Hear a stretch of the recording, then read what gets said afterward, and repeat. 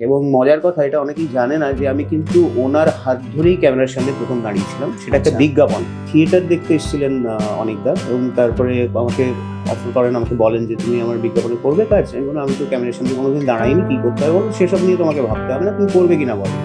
কিন্তু মজার কথা হচ্ছে যে 2.5 বছরের ওরকম একটা ধারাবাহিক করার পরে কিন্তু আমি প্রায় 8-9 মাস 10 মাস মতন একদম কমপ্লিটলি বসেছি। আচ্ছা, কোনো কাজ ছিল না।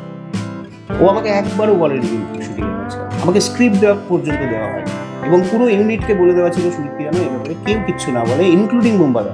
এবার ও দুষ্টুমি করেছে আমার সাথে, এবার আমি ওর সাথে পাল্টা দিয়ে দুষ্টুমিটা করবো। কি করা যায়, সোহাগদি তখন বসেছিলেন ওখানে। আমি গিয়ে বললাম আমি একটা সংলাপ বলবো, কোনো কিচ্ছু বরফ টরফ কিচ্ছু বলবো না। দেন অ্যান্ড দেয়ার বোম্বাদা বললো দিস ইজ ফ্যান্টাস্টিক, এটা একদম কারেক্ট আছে, হ্যাঁ। এটাই কর। আজকে আমি যার সাথে আড্ডা মারার আমার সৌভাগ্য হচ্ছে বা হবে, আমি ছোটবেলায় তার ইন্ট্রোডাকশন দেওয়ার আগে আমি একটা ছোট্ট গল্প আপনাদেরকে একটু শোনাবো বা তোমাদেরকে একটু শোনাবো। যখন আমি বেশ ছোট, মানে তখন আমার বয়স কত হবে, স্কুলে পড়ি আর কি, 5-6 হবে এরকম একটা বয়স। তো আমার বাড়িতে তখন সিরিয়াল চলতো, সব বাড়ির মতোই আমার বাড়িতেও সিরিয়াল চলতো।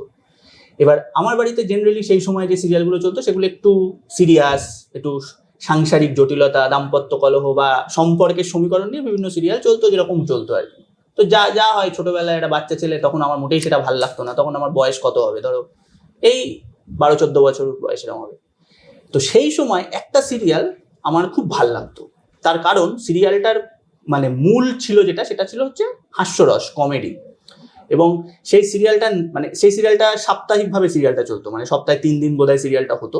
আর আমার বেশ ভালো লাগতো সিরিয়ালটা, সেই সিরিয়ালের প্রত্যেকটা ক্যারেক্টার আমার খুব ভালো লাগতো। মানে সেই সিরিয়ালটা ছোটবেলায় যেটাকে বলে আমার ফেভারিট সিরিয়াল ছিল। সিরিয়ালটার নাম ছিল লাবণ্য সংসার। তো ঘটনাচক্রে তারপরে যখন সেই সিরিয়ালেরই একজন অত্যন্ত প্রিয় চরিত্র, যার আমার খুব প্রিয় চরিত্র, এবং আমি আপনাদের একটা ঘটনা, মানে তোমাদের একটা ঘটনা বলতে পারি, সেই মানুষটার আসল নামটাও আমরা কোনোদিন জানতাম না, জানার প্রয়োজনও মনে করিনি। আমাদের বাড়িতে সেই মানুষটার নাম ছিল দিলীপ। তো আজ ঘটনাচক্রে সেই মানুষটার সঙ্গে আমার আড্ডা মারার সৌভাগ্য হয়েছে। তো ওনার সঙ্গে যখন একটা কাজের সূত্রে আমার আলাপ হয়, তখন আমি একবার বললাম যে দাদা আমরা এরকম একটা করছি, তুমি যদি আমাদের আড্ডায় একবার আসতে চাও তো খুব ভালো, মানে আসো তো খুব ভালো হয়। তো দাদা বললো না, নিশ্চয়ই আসবো। তো আমার মনে হয় আলাপ করিয়ে দেওয়ার এই মানুষটাকে প্রয়োজন নেই, কারণ এই মানুষটাকে কখনো ভাদুড়ি, কখনো ডিডি, বিভিন্ন চরিত্রে আপনারা সবাই দেখেছেন, তোমরা সবাই দেখেছো, এবং প্রচন্ড ভালোবাসে মানুষটাকে। কিন্তু আমার কাছে কিন্তু এই মানুষটা চিরকাল দিলীপ। তবে তাও একটা, মানে যেহেতু একটা অনুষ্ঠান, সেই হিসাবে আমাদেরকে আলাপ করানোটা দরকার। সুমিত সমাদ্দার, নমস্কার দাদা, ওয়েলকাম। থ্যাংক ইউ তোমাকে মানে থ্যাংক ইউ তোমার এখানে আসার জন্য। এবং প্রথম যে কথাটা, আমি লাবণ্য সংসার নিয়ে তো ডেফিনেটলি বলবো, তার আগে একটু জিজ্ঞেস করবো দাদা, যে তোমার, মানে আমি এটা জানি, আমি সেদিনকে তোমার সঙ্গে আলাপ কথা হচ্ছিল, তখন তুমি বলছিলে এই মুহূর্তে তোমার কত বছর হলো এক্স্যাক্টলি ইন্ডাস্ট্রিতে? যদি খুব ভুল না করি সম্ভবত 28 বছর, কি 28 কি 29 বছর। হ্যাঁ, তুমি বলছিলে বোধ হয় যে 28শে ডিসেম্বর বোধহয় তোমার একটা মানে বছর কমপ্লিট হচ্ছে। এই ডিসেম্বরেই আমার মানে হ্যাঁ 28 বছর কমপ্লিট হবে। সেটাই তো। মানে আমি জিজ্ঞেস করবো দাদা, যে কিভাবে আসা এখানে, মানে অভিনয় জগতে আসা কিভাবে? একদম ঠিক ছিল না জানিস তো, মানে আমি বিভিন্ন ঘাটের জল খেয়ে তারপরে ফাইনালি এসে এই সামান্য একটা পরিবেশ তৈরি করতে পেরেছি, মানে অভিনয় জগতে আসার একটা প্রচেষ্টা বলা যায় আর কি। সেটার কারণটা ছিল হচ্ছে যে আমি অভিনয় ভালোবাসতাম ছোটবেলা থেকে, স্কুলে অভিনয় করতাম বা পাড়ায় অভিনয় করেছি, যেটা সকলেই করে কম বেশি। সেটা করতে করতে আমার কখনো এটা মনে হয়নি যে এটাই আমার পেশা হবে, এটাই আমি সমস্ত কিছু অন্যান্য কাজ বা ইয়ে করে শুধু অভিনয়ই করবো, এরকম ব্যাপার ছিলই না। আর 5টা মধ্যবিত্ত পরিবারের ছেলেমেয়েরা যেরকম হয়, স্কুল কলেজ পরীক্ষা পাশ করার পরে চাকরির খোঁজ, চাকরির পরীক্ষায় বসা ইত্যাদি সবই করেছি আর 3টে চাকরি, 2টো ব্যবসা। বাঙালির ছেলে যতটুকু সামর্থ্য নিয়ে লড়াই করতে পারে, করতে করতে যখন দেওয়ালে পিঠ ঠেকে গেছে একটা সময়, যে না আর কোনোটাই ক্লিক করছে না, কোনোটাই সম্পূর্ণ করে উঠতে পারছি না, তখন একটা সুযোগ এসে যায় আমার কাছে। যদিও এর আগে আমি কিন্তু ক্যামেরার সামনে দাঁড়িয়ে পড়েছি, মানে এমন নয় যে দাঁড়াইনি। আমাকে যার হাত ধরে আমার ছবির জগতে অন্তত পরিচিতি বলতে পারি, যে চরিত্রটার কথা তুই বললি, ভাদুরী, মানে ভূতনাথ ভাদুরী, মানে ভূতের ভবিষ্যতের চরিত্রটার কথা, সেটা তো মানুষের এত জনপ্রিয়তা, মানুষের ভালোবাসা, আশীর্বাদ পাওয়ার একটি মাত্র কারণ হচ্ছেন অনিক দত্ত, পরিচালক। এবং মজার কথা, এটা অনেকেই জানে না যে আমি কিন্তু ওনার হাত ধরেই ক্যামেরার সামনে প্রথম দাঁড়িয়েছিলাম। সেটা একটা আচ্ছা। বিজ্ঞাপন, সেটা মশলার বিজ্ঞাপন ছিল। সেই বিজ্ঞাপনে আমাকে আমার থিয়েটার দেখতে এসেছিলেন অনিকদা, এবং তারপরে আমাকে অফার করেন, আমাকে বলেন যে তুমি আমার বিজ্ঞাপনে করবে কাজ। আমি বললাম আমি তো ক্যামেরার সামনে কোনোদিন দাঁড়াইনি, কি করতে হবে বলো, সেসব নিয়ে তোমাকে ভাবতে হবে না, তুমি করবে কিনা বলো। তাই আমি বললাম হ্যাঁ করবো। তো এই শুরু হলো অনিকদার সাথে আমার সম্পর্ক, আমাদের যাত্রা আর কি। তো যতবারই এরপরে অনেকবার বিজ্ঞাপনের কাজে একসাথে কাজ করেছি। তারপরে ঘটনাচক্রে পাতাল ঘর চলে আসে এবং সেখানেও আমি অভিনয় করি। তখনও কিন্তু আমি ভাবিনি যে আমি কোনোদিন অভিনয় করবো, এটাই আমার পেশা হবে, ইত্যাদি ইত্যাদি। তো অনিকদার সাথে মাঝে মাঝে ওই বিজ্ঞাপনের সূত্রে আমার কিছু কিছু কাজ হয়েছে। তখনও আমি ধারাবাহিক নিয়মিতভাবে করছি না, টেলিভিশন করছি না, থিয়েটারটা মাঝে মাঝে করি। আমার থিয়েটারের দল ছিল তখন, চোখ বলে আমাদের দলের নাম। আমরা এটা কি তুমি কোন সময় কথা বলছো, 90s, লেট 90s? না না না, একটু আগে। আচ্ছা, মানে মানে আমার কলেজ এর Okay, সময়কার আচ্ছা, কথা বলছি। আচ্ছা, আচ্ছা। কলেজ চলছে, ফার্স্ট ইয়ার সেকেন্ড ইয়ার, ওই সময়টাতে মানে আমি ওই সময় থেকে না চাকরি করতাম। আমার যেহেতু নাইট কলেজ ছিল, সেই জন্য দিনের বেলা আমি চাকরিও করেছি একটা সময়। তো যাই হোক, এগুলো আমার পরিবারের সবাই পাবলিক সার্ভিসে রয়েছেন আর কি। তো Okay. কিন্তু আমি একমাত্র কুলাঙ্গার আর কি, যে যে কোনোটাতেই সফল না হয়ে কোনো সরকারি পরীক্ষা বা করতে করতে না পেরে আমি নিজের চেষ্টাতে নিজের মতন করে আমি চাকরি করতে শুরু করে দিলাম। আচ্ছা। এবং সেটা বেসরকারি সংস্থা অবভিয়াসলি। এবং সেখানে কাজ করতে করতে কোনোটাই ভালো লাগছিল না, কোনোটাই ঠিক মতন হচ্ছিল না, কাজটাও ভালোভাবে হচ্ছিল না, অভিনয়টাও ভালোভাবে করতে পারছিলাম না। এইসব করতে করতে চলতে চলতে হঠাৎ করে যখন আমার সমস্ত ব্যবসার প্রচেষ্টা, সেটা কিন্তু আমি প্রায় 90-এ চলে এসেছি, প্রায় তখন 90-এর মাঝামাঝি একটা সময়, 90-এর সেই সময় আমার 2000 সাল, মানে 99 সালটা তো আমাদের কাছে খুব ভাইটাল, মানে 2000-এ পা দিচ্ছি আমরা। এবং অদ্ভুতভাবে আমার কাছে একটা ফোন এলো রামোজিরাও ফিল্ম সিটি থেকে, আমারই বন্ধু তখন, এখন বিখ্যাত ডিরেক্টর অভিনেতা জয়দীপ মুখার্জি। জয়দীপ, আমি জয়দীপের একটা এজেন্সিতে, আমি মানে জয়দীপ বস ছিল আমার, সেখানে আমি ওর অধীনে কাজও করেছি, চাকরি করতাম সেখানে, কিন্তু আমরা বন্ধু ছিলাম। এবং সেখানেও আমরা থিয়েটার করেছি, মানে সেই গ্রুপটাকে নিয়ে টিয়ে আমরা বেশ একটা থিয়েটার করতাম। এবং আমার ডিরেকশনে জয়দীপ অভিনয় করে, আচ্ছা। এবং সেটা মঞ্চে। এবার সেটা একটা ফেরত দেবার পালার মতন করেই ও আমাকে বললো কিরে অ্যাক্টিং করবি। তখন আমার হাতে কিচ্ছু নেই, আমার পায়ের তলায় জমি নেই, দেওয়ালে পিঠ থেকে গেছে, যে সত্যি আমি কি করবো আমি নিজেই জানি না। তো আমি ট্রেনে উঠে পড়লাম, টিকিটটা এলো আমার হাতে, আমাকে বলে দেওয়া হলো হাইড রোড থেকে, ওই অফিস থেকে টিকিটটা কালেক্ট করতে। আমি টিকিট কালেক্ট করলাম এবং উঠে পড়লাম। উঠে পড়ে 31শে ডিসেম্বর 1999, মানে দ্য ভাইটাল ডে, মানে 12টা বাজলেই আমরা 2000-এ পা দিচ্ছি। তো এরকম একটা সময় আমি ট্রেনে উঠে পড়েছি, তখন আমার খুব মন খারাপ, সারা পৃথিবী তখন আনন্দে উত্তাল, আর আমি ভাবছি যে কি হবে, আমার জীবন আমাকে কোথায় নিয়ে যাচ্ছে আমি জানি না। যাই হোক, উঠে পড়েছি ট্রেনে। এবার একটা খুব ইন্টারেস্টিং ঘটনা, যে ভাইজ্যাগ স্টেশনে বোধহয় 11:40 নাগাদ ট্রেনটা ছেড়ে চলে যাওয়ার কথা, 11টা 11:15 নাগাদ আর কি, 11:40 ওরকম সময় ট্রেনটা ছেড়ে বেরিয়ে চলে যায় অন্যান্য দিন। কিন্তু সেদিন যাচ্ছে না ট্রেনটা। তার কারণ হচ্ছে পুরো ট্রেনটা না নেমে এসছে, মানে ট্রেনের সমস্ত যাত্রী নেমে এসছে প্ল্যাটফর্মে। আচ্ছা। কেননা ভাইজ্যাগ তোরা জানিস যে ওটা একটা পোর্ট এরিয়া, এবং ওখানে একটা অসাধারণ ফায়ারওয়ার্কস হয় ওই নিউ ইয়ারের। আচ্ছা আচ্ছা আচ্ছা। এবং গোটা ট্রেনটা কিছুতেই, মানে ড্রাইভার হর্ন দিচ্ছে, অ্যানাউন্সমেন্ট চলছে, আপনারা উঠে পড়ুন, আমরা ট্রেন ছাড়বো, কেউ উঠছে না। সবাই অপেক্ষা করে আছে 12টা বাজবে, আচ্ছা, ফায়ারওয়ার্কসটা শুরু হবে, সবাইকে উইশ করে তারপর ট্রেন ছাড়বে। আমি জানি না ভারতীয় রেলওয়ের ইতিহাসে এরকম আর কোনো ঘটনা ঘটেছে কিনা। এবং আমি সেটা সাক্ষী হয়ে থাকলাম। আমি দেখলাম, আমি না সকাল থেকেই ট্রেনে ওঠার পরে আমি খুব একটা কারোর সাথে বিশেষ কথাবার্তা বলিনি, আশপাশে যারা ছিল। আমি কানে, তখন একটা ওয়াকম্যান বলে জিনিস পাওয়া, একটা ক্যাসেট চলতো, সেটা কানে দিয়ে আর বই পড়তে পড়তে এভাবে সময় কাটাতে কাটাতে আমি চুপচাপ চলে এসেছি। আমি শুনতে পাচ্ছি টুকটাক আওয়াজ টাওয়াজ, কিছু বাংলা শব্দ, বাঙালিরাও উঠেছে ন্যাচারালি, হাওড়া থেকে ছেড়েছে ট্রেন। কেউ কেউ রামজি রাও সিটির কথাও বলছে। তো আমি আর আগ বাড়িয়ে কারোর সাথে খুব একটা আলাপ টালাপ করিনি। আলাপটা শুরু হলো ঠিক 12টার পর থেকে।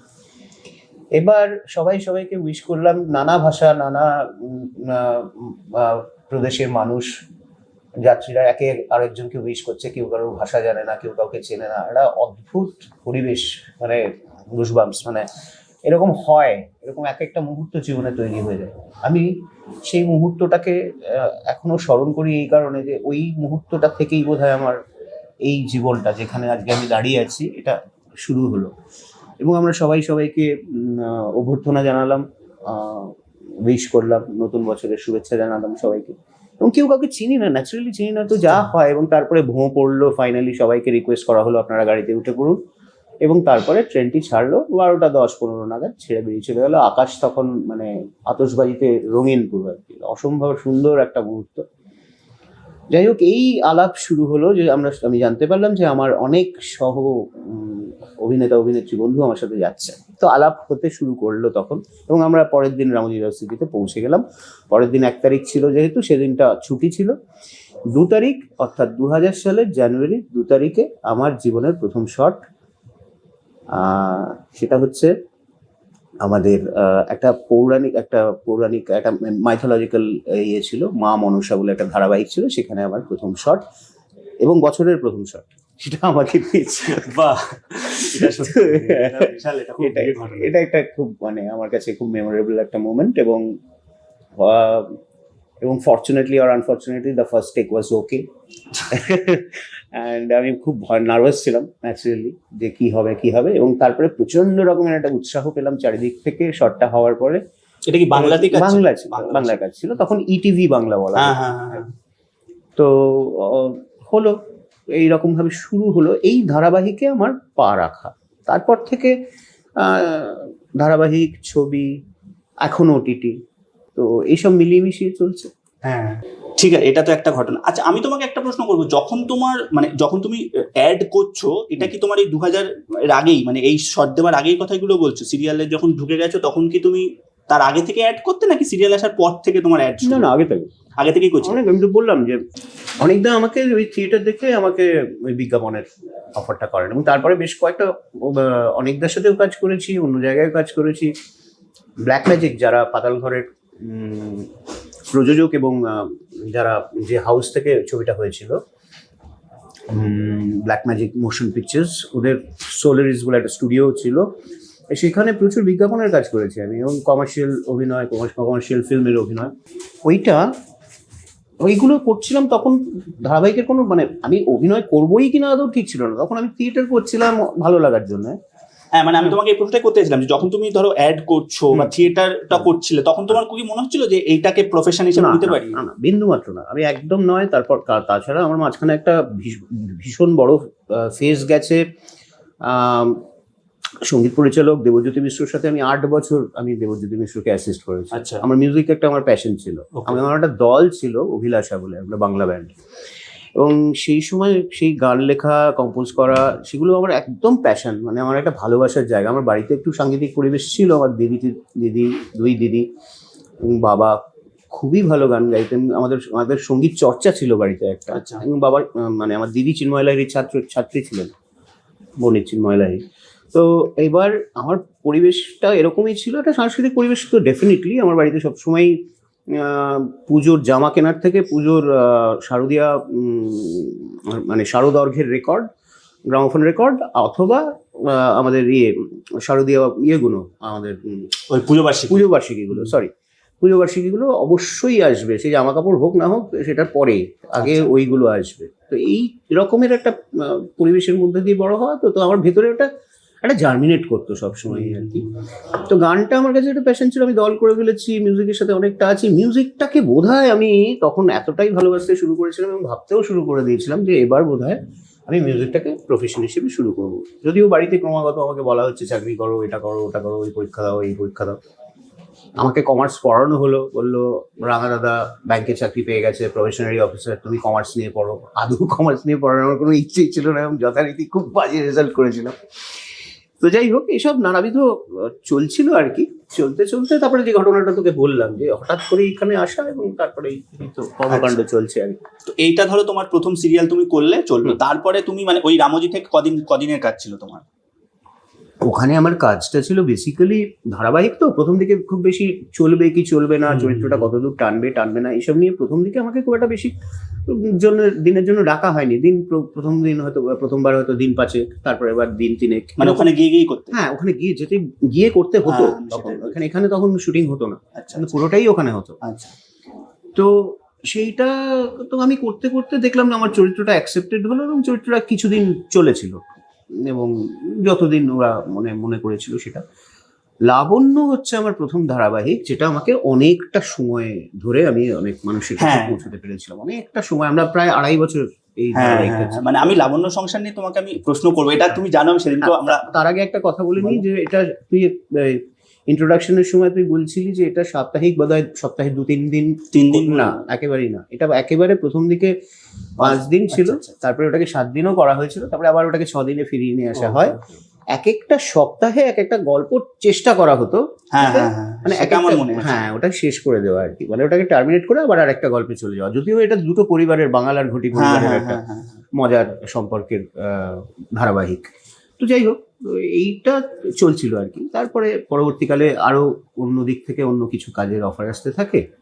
কিন্তু মজার কথা হচ্ছে যে 2.5 বছর ওরকম একটা ধারাবাহিক করার পরে কিন্তু আমি প্রায় 8-9 মাস 10 মাস প্রথম একদম কমপ্লিটলি বসেছিলাম। আচ্ছা, কোনো কাজ ছিল না। কেন এটা? আমি তোমাকে প্রথমে লাবণ্য নিয়ে প্রশ্ন একটু করবো আগে। বলছি যে এইরকম একটা, মানে সেই সময় এরকম একটা কমেডি মানে সিরিয়াল, যদিও আমি বলবো সেই সময় কমেডি সিরিয়াল হতো, মানে আমার মনে আছে 1 নম্বর মেজবাড়ি একটা ছিল, পাঁচু মিস্ত্রি লেন একটা ছিল, আমি জানি না, এগুলো চলতো। কিন্তু আমি বলবো যে লাবণ্য সংসার কিন্তু একটা আলাদা ক্রেজ তৈরি করে। এটা কেন তোমার কেন মনে হয়? আমার প্রথম কারণ হচ্ছে যে এটা একটু আগে বললি না যে ধারাবাহিক সবসময় একটা পরিবার কেন্দ্রিক গল্প পছন্দ করে লোকে। এটা দুটো পরিবারের গল্প ছিল। এটা দ্য ইউএসপি অফ দ্য ধারাবাহিক ওয়াজ দুটো বাঙাল ঘটি। এই টাসেলটা তো বাঙালির চিরকালীন একটা আলোচ্য বিষয়, সেটা ধারাবাহিকেই বা বাদ যাবে কেন? তো সেটাকে নিয়ে মজা করেই করা। একদম আমরা প্রথম থেকেই ভেবে রেখেছিলাম যে এটার মধ্যে একটা ফান এলিমেন্ট থাকবে। এখানে কোনো রেষারেষি যদি দেখানো হয় সেটাও কিন্তু হাস্যরসের মাধ্যমেই দেখানো হবে, এবং সেরকমই হতো।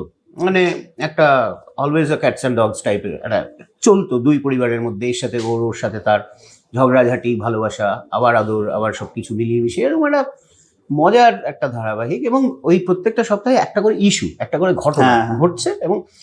এবং সব থেকে ইন্টারেস্টিং যেটা ছিল, সেটা অনেকেই জানে না, সেটা হচ্ছে যে আমরা এই প্রত্যেকের মধ্যে কিন্তু আমাদের লেখনীর, আমরা কিন্তু স্ক্রিপ্টেও লিখেছি। আচ্ছা, হ্যাঁ। এটা যেরকম নির্দেশিকা আমাদের ঝুমুদি ছিলেন, মানে সুদেষ্ণা রায়। সুদেষ্ণাদি যেরকম লিখতেন, এটা আবির লিখেছে, এটা তনিমাদি লিখেছেন, এটা সুরজিৎ দা লিখেছেন, এটা আমি লিখেছি। এরকম প্রচুর, এবং প্রত্যেকেই গল্পের কিন্তু, যেমন দ্বিজেন দা গল্প দিয়েছেন, ভাস্কর দা গল্প ইন্ধন জুগিয়েছেন যে এই গল্পটা নিয়ে করলে কিরকম হয়। এবং আমরা নিজেরা কিন্তু রোটেট করে করে লিখতাম, এবং কারোর উপরে যার জন্য বেশি প্রেশার পড়তো না। মানে সবাই একটা করে ভাগ করে নিত যে এই গল্পটা তুই লিখবি, বললো আচ্ছা ঠিক আছে, আমায় দাও, আমি এটা লিখছি। এরকম ভাবে একটা মজার, মানে খুব একটা অদ্ভুত পারিবারিক পরিবেশ তৈরি হয়ে গেছিল। মানে যেটা হয় না যে একটা ধারাবাহিক করতে গেলাম, এবং সেটা ইন জেনারেল হয়ও কিছুটা, যে একটা ধারাবাহিক যদি লম্বা চলে তখন একটা না অভিনেতা অভিনেত্রীদের মধ্যে, টেকনিশিয়ানদের মধ্যে, পুরো ইউনিটটার মধ্যেই একটা অদ্ভুত বন্ধুত্ব তৈরি হয়, একটা পরিবেশ, সুন্দর পরিবেশ তৈরি হয়। এবং সেটা যখন এরকম মজার মধ্যে দিয়ে আমরা করতে থাকি, যেখানে বেশিরভাগ সময়টাই ফান। এবং সত্যি বলছি যে আমাদের বলা হতো যে আমাদের গ্রিন রুমে যদি একটা ক্যামেরা বসিয়ে রাখা যায় তাহলে একটা এপিসোড হয়ে যাবে, মানে এতটাই মজা করতাম আমরা। তো এইভাবে করতে করতে তারপরে পরবর্তীকালে আমি তোমাকে জাস্ট আরেকটা জিনিস একটু জানতে চাইবো, যে গ্রিন রুমটা তুমি বললে, যেহেতু গ্রিন রুমটা কেমন ছিল? মানে আমি বলছি যে এই রকম, মানে তখন অত বড় বড় সব অভিনেতা যেদিকে দেখা, মানে তুমি বলো, আমি নামগুলো করলেই দর্শক, এক্স্যাক্টলি আমি সেটাই বলছি। মানে গ্রিন রুমের অভিজ্ঞতাটা তোমার কেমন ছিল? একদিকে দ্বিজেন বন্দ্যোপাধ্যায়, অন্যদিকে গৌতম দে, একদিকে সুদেষ্ণা রায়, অন্যদিকে তনিমা সেন, একদিকে ভাস্কর ব্যানার্জি, অন্যদিকে চান্দ্রী, একদিকে আমাদের জয়জিৎ, একদিকে স্বরলিপি, মানে আর ঘটনাচক্রে আজ আমরা আবার বৈঠকে বসে আবার বৈঠকে স্বর্ণপরী আজ আমরা আবার বৈঠকে বসেছি, ঠিক ঠিক। আবার একদিকে সর্বরী আর একদিকে দিলীপ, মানে একদিকে লতা একদিকে দিলীপ, লতা, সর্বরী আর সুমিত, এরকম এইভাবে আমাদের একটা মানে একটা অদ্ভুত পরিবারের মতন। তার মধ্যে অভিজিৎ গুহ রানাদা, মানে আমাদের জয়েন্ট ডিরেক্টর, ডুও ডিরেক্টরের মধ্যে একজন, তিনিও অভিনয় করতেন মাঝে মাঝে কিছু কিছু গল্পে। তো এটা না বেশ মানে থিয়েটার দলের মতন যেরকম হয় না, এটা আমাদের প্রায় দলের মতন হয়ে গেছিল।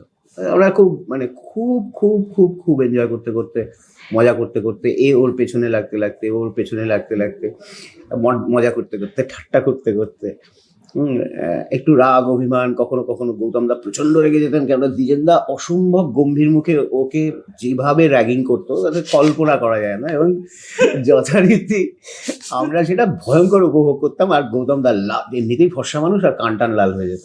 যাই হোক, তো এইরকম একটা পরিবেশ ছিল আর কি। আচ্ছা, তারপরে তুমি যেটা বললে প্রায় 9-10 মাস তুমি কাজের মধ্যে ছিলে না, মানে এটা ছিলাম না, মানে ডাক পাইনি। মানে এটার কি কোনো কারণ আছে নাকি? না, আমি কারণটা তো এখনো জানি না। এখনো মাঝে মাঝে এরকম হয় আমার ক্ষেত্রে। আমাদের জীবনটাই এরকম যে আমরা যারা ফ্রিল্যান্সার, আমরা যারা অভিনেতা অভিনেত্রী, তাদের দিয়ে সবসময় সারা বছর প্রত্যেকদিন 365 দিন কাজ করতে হবে, এটাও যেরকম সঠিক নয়। মানে তাতে কিছু এসে যায় না। কিছু কিছু কাজ তো এরকমই জিনিস যে হঠাৎ করে আসবে, হঠাৎটা করবো, আবার বন্ধ হয়ে যাবে, এটা আমাদের চলতেই থাকে। প্রথম দিকে একটু অস্বস্তি হতো ন্যাচারালি, যখন একদম অপরিণত ছিলাম, তখন একটু কি হচ্ছে বুঝতে পারছি না, আবার কবে কাজ পাবো, একটা অনিশ্চয়তা, মন খারাপ লাগা ইত্যাদি হতো। একেবারেই হতো না তা নয়, কিন্তু পরবর্তীকালে বুঝতে পারলাম যে এটাকে না আমাকে একটা অভ্যেসে তৈরি করে নিতে হবে। মানে এটাকে আমাকে অভ্যেসে পরিণত করতে হবে, যে না, আমি যদি সবসময় ভাবতে থাকি না আমার কালকেই আমার আবার আর একটু কাজ চলে আসবে, এটা ভাবার কোনো কারণ নেই। আর আমি এখন তো বটেই, এখন আমি সব কাজই যে করি তা কিন্তু নয়। কিছু কিছু কাজ তো আমি নিজেই, আমার করতে ইচ্ছে করে না যেগুলো, সেগুলো আমি করি না। এবং আমি একটু কম কাজ হলেই ভালো, মানে যতটুকু হবে সেইটুকু যেন তার পেছনে একটা সততা থাকা দরকার।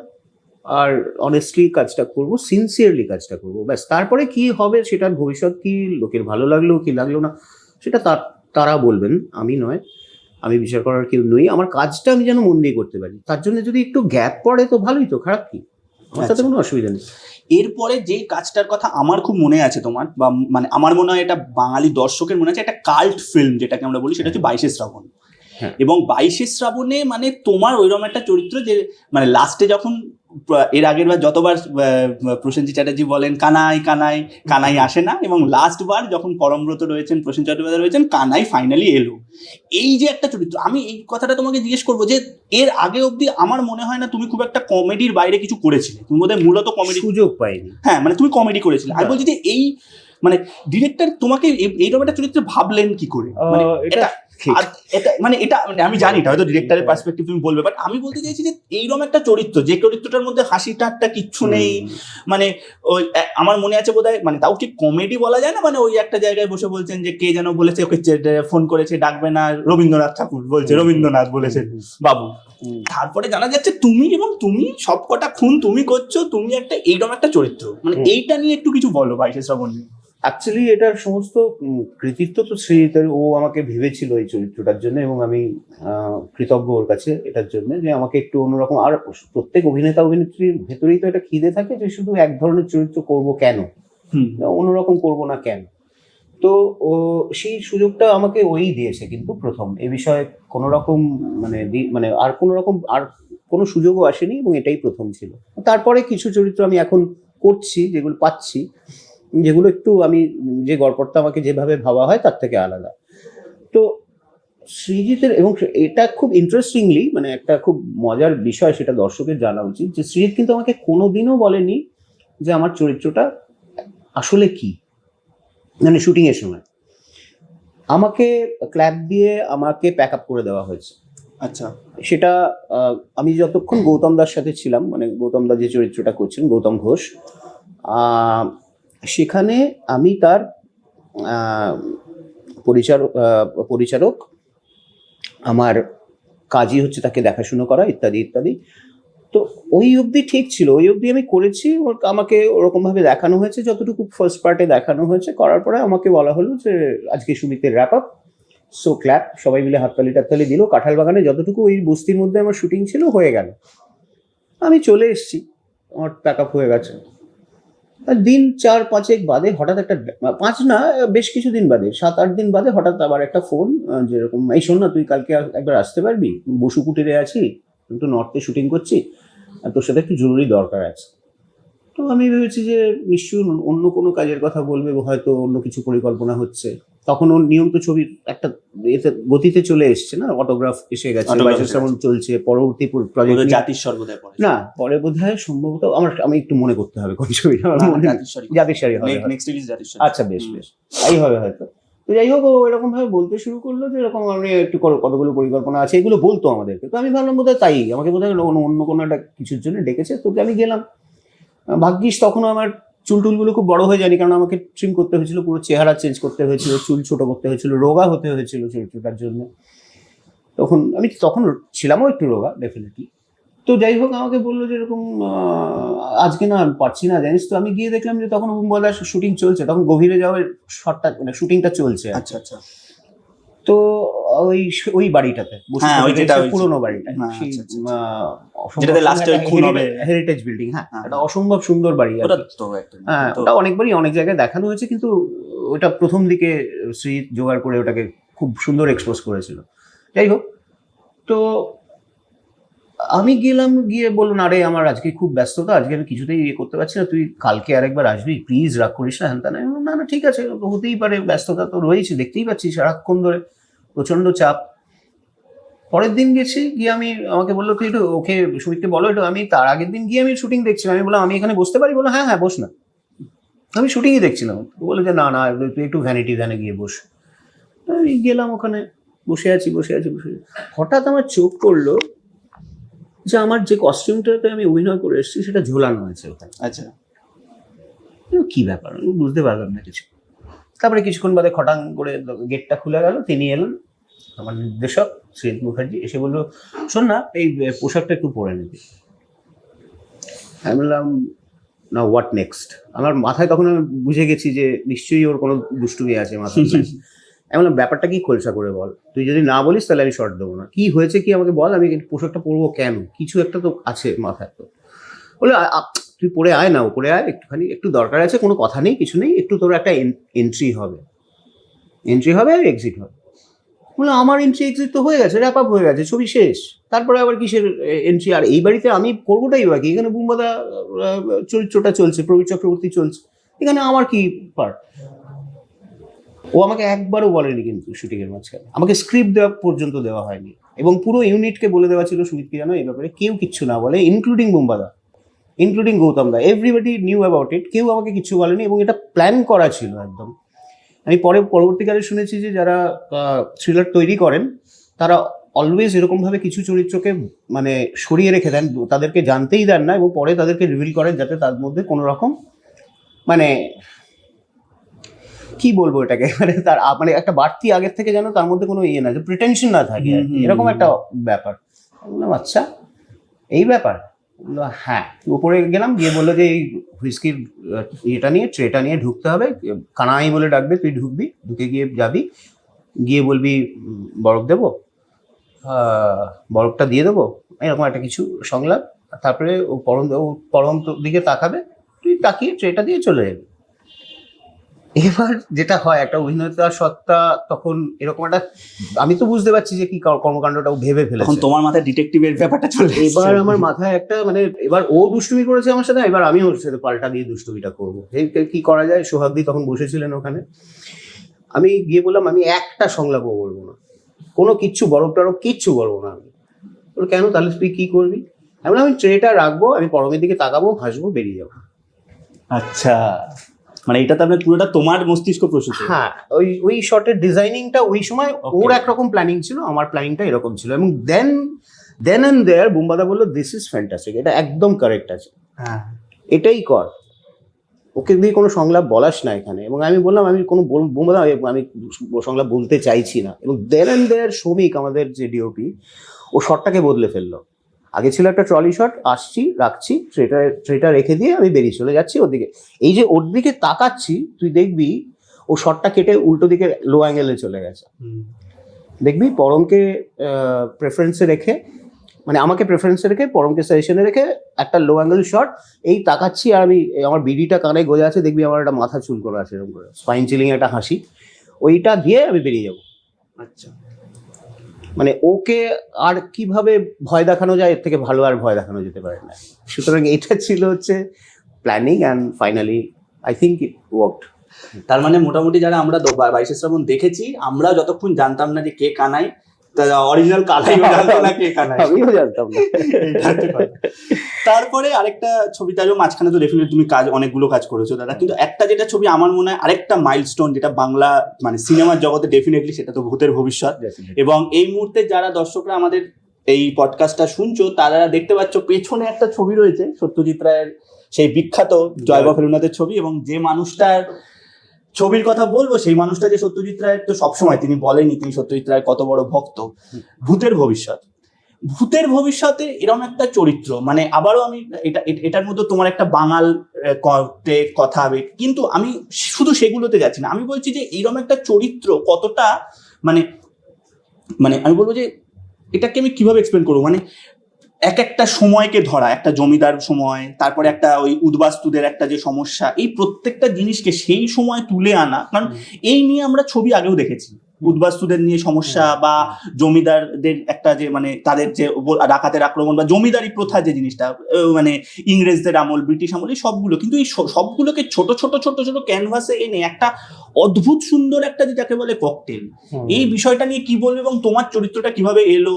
মানে অনেকদার সাথে তুমি তো আগে কাজ করেইছো বললে, কিন্তু মানে এই ছবিটা প্রথমবার যখন তোমাকে বললো, তখন তোমাকে কি বললো, কিরম কি প্রিপারেশন ছিল তোমার সাথে? অভিজ্ঞতার কথা জানতে চাইছিস বেসিক্যালি, তাই তো? মানে এটা হচ্ছে যে প্রথমত তো অনেকদার সাথে অনেকগুলো তার মধ্যে বিজ্ঞাপন করে ফেলেছি, এবং অনেকদার কাজের প্যাটার্ন দেখে সবসময় মনে হতো অনেকদা ক্যান মেক আ মানে ফিল্ম, একটা দারুণ ছবি তৈরি করতে পারেন বলে আমার মনে হতো। কেননা যে মানুষটা 30 সেকেন্ডে গল্প বলতে পারে বা 20 সেকেন্ডে গল্প বলতে পারে, সেই মানুষটার মধ্যে কত বড় ক্ষমতা না থাকলে যে, এবং বিজ্ঞাপনের অনেক নির্মাতাই পরবর্তীকালে সত্যজিৎ রায় নিজেও তাই।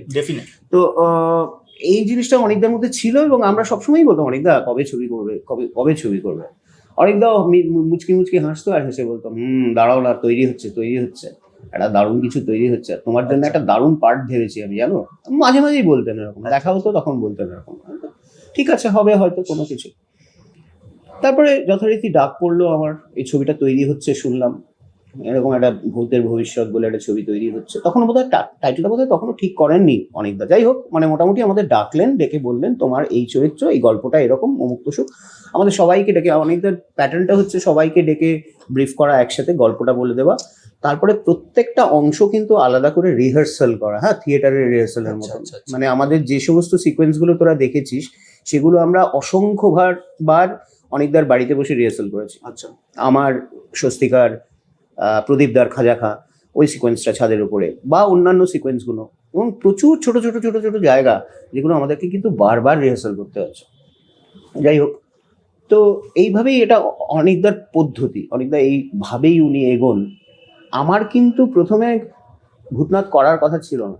আচ্ছা, I have been custard in Guchhait, মানে যেটা সঞ্জয় করে, ওকে টিকে গুছাই, হ্যাঁ টিকে গুছাইত, মানে মীরের যে সাকরেদ আর কি, মানে মীরের অধীনে যে কাজ করে। আচ্ছা, এবং আমি রিহার্সাল করে চলেও এসেছি, সিলেক্টেড। আচ্ছা হচ্ছে হঠাৎ একদিন একটা ফোনে অনেকে বললেন, আচ্ছা শোনো না, আমাকে একটু হেল্প করো না, আমি তো সবসময় তোমাদের থিয়েটার সবসময় দেখে ওঠা হয় না, আর টেলিভিশনটাও কম দেখি, আমাকে একটু বলো তো বাঙাল খুব ভালো কে বলতে পারে। আমি বললাম শঙ্কর চক্রবর্তী। বলো না, শঙ্করের বয়সটা একটু বেশি হয়ে যাচ্ছে, আমি আরেকটু কম চাইছি। আমি বললাম লামা। আমার কাছে অফহ্যান্ড যেগুলো যারা বাঙাল দুর্দান্ত বলতে পারে, খুব সাবলীলভাবে বলতে পারে, যারা নিজেরাও বাঙাল, তো আমি তাদের কথা বললাম। লামার সাথে কোনো কারণে বনিবনা হয়তো হলো না, প্রায় ঠিক হয়ে গেছিলো যে লামাই করবে, তো কোনো কারণে বোধহয় কথাবার্তা হয়নি বা কিছু হয়নি। তো ফাইনালি আমাকে একদিন, আমি রিহার্সাল করে বেরোচ্ছি, গুছাইতে রিহার্সাল করে বেরোচ্ছি, আমাকে হঠাৎ করে বলে, আচ্ছা তুমি কি বাঙাল? আমি বললাম হ্যাঁ আমি বাঙাল। আমার উপরে তো প্রচন্ড চোটপাট, এই মানে কি সেই মানে, তুমি কি পাগল উন্মাদ? আমি বললাম আমি পাগল উন্মাদ মানে? আমি ফ্র্যান্টিক্যালি খুঁজছি একটা বাঙাল চরিত্র, তোমাকে এতবার করে বলছি, তুমি বুঝতে পারছো না, দেখি পড়ো তো। আমি পড়লাম, পড়া মাত্র 1-2 মিনিটের মধ্যে আমাকে, মানে তোমার কান মুলে দেওয়া উচিত, তুমি আমাকে এরকম বড় ভাষালে। আমি বললাম আরে you are captain of the ship, আপনি আমাকে চরিত্রে নির্বাচিত করে ফেলেছেন। আমি কি করে নিজের মুখে বলি যে না আমি বাঙাল, আমি ওই চরিত্রটা আমার বা আমি করতে চাই বা ইত্যাদি, আমার তো মাথায় নেই। আর অনেকটা আমার কাছে গুরুর মতন, আমাকে উনি বলেছেন যে হ্যাঁ এটা তোমার জন্য এটা আমি ভেবে রেখেছি, ব্যাস আমার কথা শেষ। আমাকে বললো না আমি এসব জানি না, এই চরিত্রটা তুমি করছো, ভূতনাথ তুমি। আমি বললাম আচ্ছা বেশ, এবার বেরোতে যাবো। তখন বললো তাহলে আমাকে একটা গুছাই খুঁজে দাও।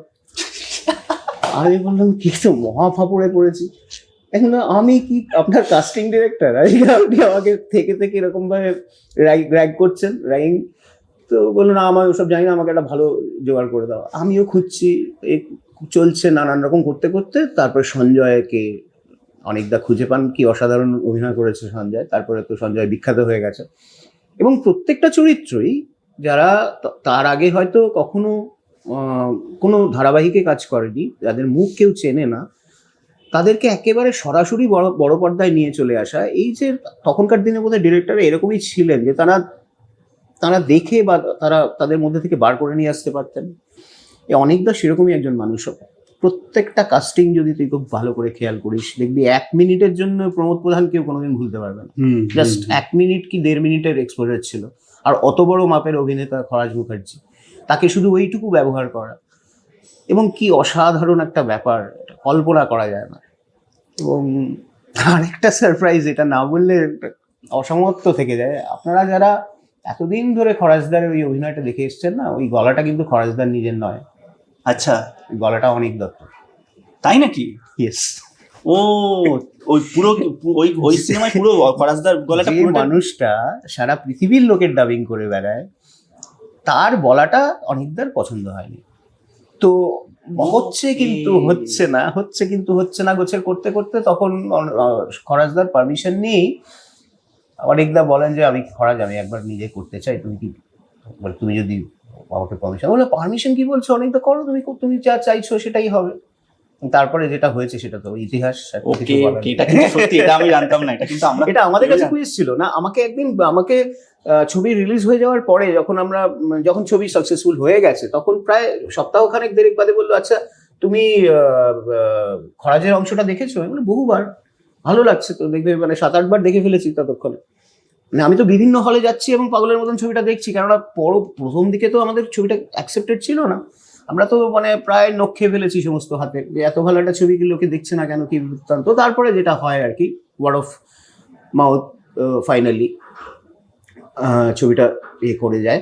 আমাকে হঠাৎ করে প্রশ্ন করে যে তুমি দেখেছো? বলো হ্যাঁ। বলো কোনো অসঙ্গতি লেগেছে কিছু? আমি বললাম না তো। আচ্ছা, দারুণ সিন, অসম্ভব ভালো সিন, খরাজদা ফাটিয়ে দিয়েছে। বললাম ওর ডায়লগের থ্রোয়িংটা ঠিক ছিল? বললো হ্যাঁ পারফেক্ট। ওটাই তো মনে হয়। বললো যে তাহলে আমি ডাবিংটা খুব একটা খারাপ করি না বলো। And then trust me Ayan, আমি খরাজদাকে ফোন করে ফেলেছি। খরাজদা বললো আমি বিশ্বাস কর সুমিত, আমি নিজে বিশ্বাস করে উঠতে পারিনি যে ওটা আমার গলা নয়। এটা কিন্তু সত্যি একটা বলছে, খরাজদা বলছে যে আমি নিজে চমকে গেছি, আমি ওস্তাদ মানি এই লোকটাকে এই কারণে যে লোকটার সমস্ত পারে করতে, সব কিছু পারে। হয়তো ক্যামেরাটাও হাতে তুলে দিলে কয়েকদিনের মধ্যে নিজে ক্যামেরাও করে ফেলতে পারবে। এই হচ্ছেন অনেক দত্ত। আর এইরকম গুণী মানুষের সান্নিধ্য পাওয়া, এটা তো পরম সৌভাগ্যের ব্যাপার। আমি তো চিরকৃতজ্ঞ ওনার কাছে, ভূতনাথ ভাদুরীর জন্য। আমরাও ডেফিনেটলি, কারণ একটা চরিত্র আমরাও পেয়েছি, এটা আমাদের কাছে একটা বড় প্রাপ্তি। আরেকটা ছবি নিয়ে তোমাকে আমি বলবো দাদা, এটাতেও তুমি আমাকে বলছিলে যে অপরাজিতেতেও তুমি ডিডির চরিত্রে বোধহয় তুমি একদম বিশ্বাসই করতে পারিনি অনেকদা আমাকে এটা সিলেক্ট করেছেন। অ্যাকচুয়ালি আবার এখানে আমি ওটাই বলছি, এটা তুমি আমাকে বলছো গল্পটা একটু। হ্যাঁ, আমার প্রথমে করার কথা ছিল হচ্ছে ওর সিনিয়র কলিগের চরিত্রটা, যিনি ভায়োলিন বাজাতেন, নামটা আমি ভুলে যাচ্ছি এই মুহূর্তে, যিনি ওই হিপ ফ্লাস্কটা থাকতো তার পকেটে, উনি কাজের ফাঁকে ফাঁকে ড্রিঙ্ক করতেন, তারপরে উনি বেহালা বাজাতেন, অসাধারণ বেহালা বাজাতেন, যিনি ওর গুরুর মতন ছিলেন প্রায়, আঁকাতে, ক্যালিগ্রাফিতে,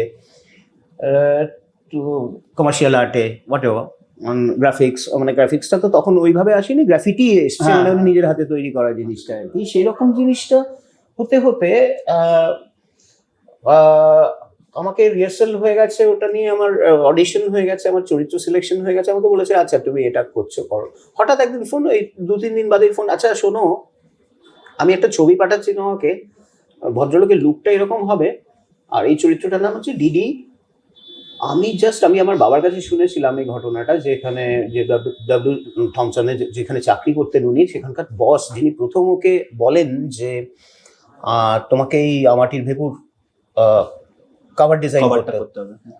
যে ডিজাইন করতে হবে, সেটার তিনি কিন্তু একজন প্রচন্ড রাশভারী লোক, এবং উনি প্রথম ওনাকে বলেন যে তুমি ছবির কথা ভাবো, তুমি হলিউড ছাড়া কিছু বোঝো না, তোমার জীবনে তুমি এই এরকম পথের পদাবলী পড়োনি, মানে যেটা পথের পাঁচালী অ্যাকচুয়ালি ছিল, এটা পড়োনি।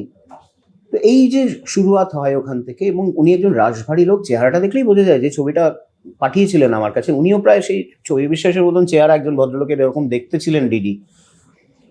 আমিও তাই ভাবছিলাম যে একটা 6 ফুটের মতন, 6 ফুট 1 ইঞ্চি তার মানে উচ্চতা, সেই মানুষটার সাথে আমি যদি বড় পর্দায় দাঁড়াই এবং তার ওই পার্সোনালিটি, সেটা কি আমি ক্যারি করতে পারবো? আমার একটা 5 ফুটের চেহারা, ওর একটা ওরকম লম্বা জিতুর অত বড় চেহারা, আমাদের স্ক্রিনে কেমন লাগবে? এবং সেখানে আমাকে ডমিনেট করতে হচ্ছে, আমি ওর বস, এমন একটা কনভিনসিং ওয়েতে কথা বলা, ইত্যাদি ইত্যাদি। আমি ওয়াজ ভেরি স্কেপটিক্যাল। আমি বললাম যে অনেকদা, আর ইউ শিওর? আমার কিন্তু মানে ভীষণ ডাউট আছে, এটা আমি পারবো কিনা। নিজে বললো অডিশনটা দাও তুমি। তো আমি ওরকম একটু ব্যাকব্রাশ করে বাড়িতে একটা ওরকম সাদা শার্ট পরে, একটা টাই পরে, আমি ফোনেই এটা করে আমি অনেকদাকে পাঠালাম, অ্যান্ড হি এগ্রিড। বলে এই তো পারফেক্ট, এটাই তো চাইছিলাম। আমি বললাম কিন্তু ক্যারি, দুজনকে একসাথে তুমি এক পর্দায় যখন ধরবে, আমি হেঁটে আসছি, ও পাশে দাঁড়িয়ে আছে, এটা কি করে হবে? এটা কি পর্দায় কিরকম লাগবে? আমি বললো সেটা তো তোমার দেখার দরকার নেই, আমার যেটা দেখার আমি সেটা, আমার যেটা পাওয়ার আমি সেটা পেয়ে গেছি, তুমি অভিনয়টা মন দিয়ে করো, আর তোমাকে কিছু ভাবতে হবে না। আমি এরকম ভয়ে ডিডি করতে গেছিলাম, এবং জানি না ফাইনালি আমার আমি জানি না এটা অনেকটা স্যাটিসফাইড, বাদ বাকি দর্শক বলবেন। আমার না, করার পরে আমার মনে হচ্ছে যে হ্যাঁ, বোধহয় কিছুটা কনভিনসিং হয়েছে, না হলে আর উনি অনেকটা খুঁতখুঁতে মানুষ, উনি রাখবেন কেন? উনি না চেঞ্জ করতেই পারতেন। আমি তোমাকে একটা কথা বলতে পারি, নেক্সট টাইম যদি তোমাকে অনিক দত্ত কোনো সময় ডাকে, যে চরিত্রের জন্য ডাকবে ওইটা বাদ দিয়ে সবকটা পড়ে নিবে। তোমার যা ট্র্যাক রেকর্ড বলছে, তাতে তোমাকে ওইটা বাদ দিয়ে পরে অন্য চরিত্র করতে অন্য হবে। ছবিগুলোতে খুব একটা অসুবিধা হয়নি। মেঘনাদে একটা ছোট্ট চরিত্র ছিল, মেঘনাদের বদ রহস্য, একদম ছোট্ট একটা চরিত্র ছিল। আমাকে বলেছিল তুমি কি করবে, দেখো না কি করতে পারে। আশ্চর্য প্রদীপেও তাই, মানে অপুর কলিগ হিসেবে একটা রোল। আমি বললাম অনেকদা, আমার কাছে চরিত্র ছোট বড় হয় না, এটা আমাদের গুরুদের কথা। তুমি আমাকে যদি মনে হয় যে আমি ফিট ইন করছি, তাহলে আমার আর কিছু বলার নেই। আমাকে তুমি তো অডিশন নেবে, বা তুমি আমায় দেখবে, রিহার্সাল করাবে, তোমার যেটা মনে হবে আমি সেটাই করবো, কোনো অসুবিধা নেই। এবং বাকি চরিত্রগুলো কিন্তু আশ্চর্য প্রদীপ বলো বা মেঘনাদ বধ বল, এগুলোতে কিন্তু আমার সেই এটা হয়নি, মানে প্রয়োজন পড়েনি, মানে ওইটাই চরিত্র, ওরকম ব্যাপার। আমি যা বলেছি, যেভাবে বিহেভ করেছি, অনেকদা সেটাকেই অ্যাকসেপ্ট করেছেন। দু একটা জায়গা সামান্য এটা ওটা চেঞ্জ করে দিয়ে, উচ্চারণ একটু এরকম হবে, একটু কায়দা মেরে কথাটা বলো, একটু এরকম যেরকম নির্দেশকের চাহিদা থাকে, সেইগুলো ছাড়া বাদ দিলে আর এই দুটো ক্ষেত্রে কি এরকম একটা মজা হয়েছিল। এটা একটা তো সত্যি। একটা জিনিস আমি তোমাকে একটু জিজ্ঞেস করবো, তোমার কথা শুনে, মানে তোমার জীবনের কথা শুনে একটা জিনিস মনে হচ্ছে, তুমি ভালো গান গাইতে। আমার কেন মনে হয় তোমার একটা গানের প্রতি একটা ন্যাক ছিল। খরাজ মুখার্জির একটা গ্রুপ ছিল, কুইনাইন বলে, রজতা দত্ত, খরাজ মুখার্জি, ওনারাও গানের খুব ভালো ছিলেন এবং এত বড় অভিনেতা। আমার কোথাও গিয়ে মনে হয় যে তোমাদের বোধহয় কোথাও ট্র্যাকটা বোধহয় সেম, মানে গানটা ভালো লাগতো, অভিনয়টা একটা মানে অদ্ভুতভাবে জীবনে চলে আসে। কারণ আমি মানে রনিদার কথা, রজতাভ দত্তের কথা শুনেছি, উনিও তাই, অভিনয়টা ওই বন্ধুরা মিলেই করতো, সেখানে জোর করে নিয়ে গিয়ে সেখান থেকে অভিনয়, এবং এত বড় একজন অভিনেতা। তো তোমার ক্ষেত্রেও কোথাও? রনি তো তবু খুব সিরিয়াসলি থিয়েটারটা করতে করতেই অভিনয়তে চলে এসেছিল, আমি যতটুকু জানি। যে অভিনয় করার মতো ওর একটা ভালোবাসাও ছিল, এবং এটা খুব ক্যারিয়ার তৈরি করার প্ল্যানিংও ছিল, একদম প্রথম থেকে ছিল না তা নয়। কিন্তু বরঞ্চ খরাজদা চাকরি করতেন, খরাজদা রেলওয়েতে চাকরি করেছেন একটা সময়, এবং সেই সূত্রে প্রতিবাদীর সাথে আলাপ, বৌদির সাথে আলাপ। এবং তখন খরাজ মুখার্জি অভিনয় ক্যারিয়ার, মানে একটা ওরকম সরকারি চাকরি ছেড়ে চলে এসে বুক বাজিয়ে বলা যে না, আমি শুধু অভিনয় নিয়ে বাজবো, এবং বৌদির অসম্ভব সাপোর্ট, বলেছিল যে তুমি আর কিছু করতে হবে না, তোমাকে, তুমি অভিনয় করো, আমরা জানি এটা সবাই। এবং খরচদা বহুবার তার সাক্ষাৎকারেও বলেছেন যে প্রতিভা না থাকলে এটা সম্ভব ছিল না। তখনকার একটা নিম্ন মধ্যবিত্ত পরিবারে এরকম সাহস দেখানোটাই সাংঘাতিক ব্যাপার, যে আরে বাবা, সরকারি চাকরি যাই হোক না কেন, সেটা ছেড়ে দিয়ে এরকম অভিনয় করব মানে বললেই হয়ে গেল, আর এটাই পেশা করে নেওয়া। Hats off to him. মানে আর এটা বোধহয় খরাজ মুখার্জি পারেন করতে আর কি, আর রজতাভ দত্তই পারেন করতে এরকম। আর আমার কেন জানি মনে হয় জানো তো, যারা না এই ধরনের একটা মানে এই ধরনের একটা সাহসী অ্যাটিটিউড যাদের থাকে, তারা অভিনেতা হিসেবেও তাদের চরিত্রের মধ্যে না কোথাও একটা মনে হয়, আমার মনে হয় তাদের মধ্যে একটা স্বাভাবিক, একটা অদ্ভুত একটা স্বাভাবিক স্পর্ধা থাকে অভিনয়। আমি আমি জানি না এটা ঠিক স্পর্ধা কিনা, আমার যেটা মনে হয় সেটা আমি বলেও ফেলেছি অলরেডি, সেটা হচ্ছে যে তুই যে কাজটাই কর না কেন পৃথিবীতে, সারা পৃথিবীতে যে কোনো পেশাই কর, তোর যেটাই যাই হোক, তুই যদি পেন্টার হোস, তুই যদি কবি হোস, তুই যদি গায়ক হোস, পারফর্মিং আর্টসের মধ্যে থাকলে তো বটেই, কেননা এটাই, এই বিনোদনটা তুই বিক্রি করিস, সেখানে না তোকে সৎ হতে হবে। তুই যদি একটা বেকারি করিস, সেখানে যদি তুই ভেজাল খাওয়াস লোককে, সেটা তো ঠিক নয়। অসৎ হলে তো তোর জিনিসটা তো লোকের কাছে তো গ্রহণযোগ্য হবে না। সেই জায়গাটা যদি ঠিক থাকে, আমার মনে হয় যে বাকিটা তো দেখ, চর্চা, বাকিটা মানে তার ব্যক্তিগত ট্যালেন্ট, সেগুলো দিয়ে হবে। তো কেউ হয়তো 100-এ প্রত্যেকটা স্টুডেন্ট তো একই নাম্বার পায় না, এক একজন এক এক রকম পায়। তো আমাদের ক্ষেত্রেও তাই, কিন্তু পড়াশুনোটার ক্ষেত্রে, তৈরি হওয়াটার ক্ষেত্রে, তৈয়ারি যেটাকে বলে, এটার ক্ষেত্রে যেন কোনো খামতি না থাকে। যতক্ষণ না পর্যন্ত শটটা পারফেক্ট হচ্ছে, যতক্ষণ না পর্যন্ত আমার অভিনয়টা বিহেভ মনে হচ্ছে, যেটা আমার গুরুর কথা, রুস্তম ভরুচা, যিনি আমার তখনকার দিনে national school of drummer dean ছিলেন, ওনার ওয়ার্কশপে আমার প্রথম কাজ শেখার, উনি প্রথম বলেছিলেন যে অভিনেত্রীদের জীবনে থাম্ব রুল হচ্ছে নেভার অ্যাক্ট, আচ্ছা, নেভার অ্যাক্ট, বিহেভ, এই 3টে শব্দ। নেভার অ্যাক্ট, বিহেভ, এই কখনো অভিনয় করো না, বিহেভ করো, তাহলেই ওই তুই যেটা বললি, তো এই চরিত্রের মধ্যে থেকে বেরিয়ে আসে। এইটুকু মানে আমার মনে হয় আমার সাধারণ শিক্ষা এটাই বলে। আচ্ছা, তুমি কি এনএসডি তে? না, আমার এনএসডি তে আমি সুযোগ পেয়ে গিয়েও আমি সুযোগ হারিয়েছি। কেন? ওই যা হয় মধ্যবিত্ত পরিবারে, তখন যদি বলি যে আমি ন্যাশনাল স্কুল অফ ড্রামায় যাবো থিয়েটার করতে, বাড়িতে তো তুলকালাম হয়ে গেছিলো। আমি এবং সুদীপা বসু, আমরা দুজন ওই একই ওয়ার্কশপ থেকে প্রায় এনএসডি যাওয়ার মতন অবস্থা আমাদের তৈরি হয়ে গেছিল। রুস্তম তো আমাকে বলেই দিয়েছিলেন, তুমি চলে এসো, আমি কিছুটা স্কলারশিপের ব্যবস্থাও করে দেবো, এবং বাকিটা তোমাকে নিজে খেটে করতে হবে বাবা, কিন্তু তুমি জয়েন করে যাও, তুমি পরীক্ষা দাও, তোমার যোগ্যতা আছে। কিন্তু আমার যাওয়া হলো না, আমার ফর্মটি বাবা আমার পিতৃদেব ছিঁড়ে ফেলে দিলেন আমার অভিনয় জগতে। কিন্তু ওই যে কপাল, আমি কিছুই করতে পারি না, কিন্তু ফাইনালি এসে এখানেই, এটাই আমার ভবিতব্য এখানে। হ্যাঁ, আমি একটা তোমাকে প্রশ্ন করবো, এটা আমার মনে হয়, আমি জানি না, আমি দেখেছি তো, আমি কেন খরাজদা বা রনিদার কথাটা তুললাম, আমি দেখেছি যখন না তোমরা যখন, বা তুমি স্পেশালি, যে তুমি স্পেশালি, তুমি যখন কমেডি চরিত্র করেছো, তখন তো তুমি ডেফিনেটলি অনবদ্য, আমার তোমাকে ভালো লাগে, কিন্তু তুমি যখন নেগেটিভ চরিত্র করেছো না, তোমার মধ্যে আমি সবসময় একটা আলাদা ডাইমেনশন খুঁজে পাই। এটা আমি কেন বলছি, কারণ আমি তোমার সাথে কাজ করার আমার সৌভাগ্য হয়েছে, আর তুমি আশেপাশে থাকলেতে, তার আগেও যখন তুমি কানাইয়ের কথা বললাম, তোমার মধ্যে একটা নেগেটিভ চরিত্র, ইভেন মধুর ক্যারেক্টারটা যখন ছোট লোকে, তুমি এই ক্যারেক্টারগুলোর ক্ষেত্রে আমরা এটা দেখেছি, যেটা অদ্ভুত ডাইমেনশন তৈরি হয়। এইটা কি করে করো? মানে আমি না, এটা আসলে ওই গভীরে ঢুকে যাওয়া, মানে আমার নির্দেশক কি চাইছেন, আমি কি পারফেক্টলি করতে পারছি, এবং সেটা বারবার করে আমার নির্দেশক যখন আমাকে বলেন যে এটাই হচ্ছে তো